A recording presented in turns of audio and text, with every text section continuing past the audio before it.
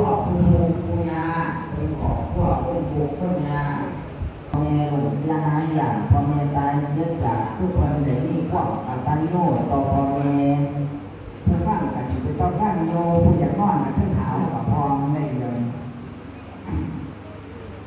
มานี่ได้เสียบอกว่าอย่างพออย่างแม่แล้วเขาก็เลยเอื่นเที่ยงสียังเป็นเที่ยงสีโย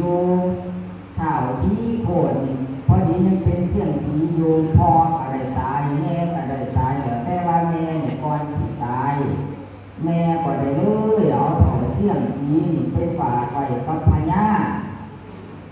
นั้นข่าวเที่ยงสีได้ไปเป็นเสนาเขากับว่าให้ไปเป็น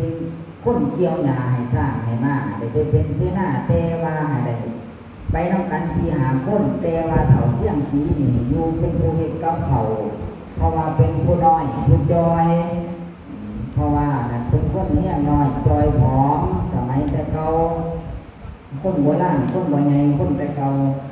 บาดนี่พ่อได้ใช้ย่ำคำย่ำขึ้นก็เลยว่าให้เขาเที่ยงสีนี่เป็นคนหากับเขากับน้ำหากับเขากับปลาพ่อเท่าเที่ยงสีได้หนึ่งเขาเจ็ดหัวเพราะว่านี่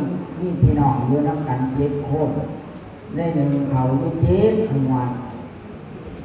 แต่ว่าไม่กระด้างหาไม่กระด้างแต่ผมนี่ไม่ทรายเข่าแล้วนะไม่กระด้างทรายเข่ามุ่งจอบพระกันหมุนแจ้งเวลาตัวปลาให้ที่เคยถึงเขาพ่อเรือไปก่อนก็เลยก็มีไม่ทรายเข่า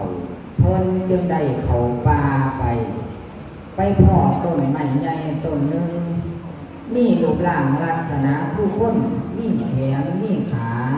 มีนิ้วมีมือประมาณ3 คนโอบได้จะสีใหญ่กว่าใหญ่แต่ว่าไม้นั้นเป็นไม้สีดำ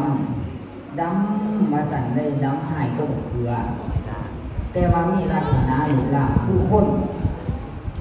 เท้าเที่ยงสีจึงได้เอามีฟันไปเดี่ยวย่ำเขียนโบกใหม่ฟันไปคือฟันจริงใหม่นะเอามาเห็ดเหลาดีๆถาออกดีๆกะว่าบ่มีเสียงบ่มีห้อยอย่างถาออกดีๆพอถาออกดีๆแล้วเอามาใส่เขาไม่นั่นในตำราเพิ่นนั่นว่ามันเป็นไม้นิ้วดำเพราะว่าใส่เขาแล้ว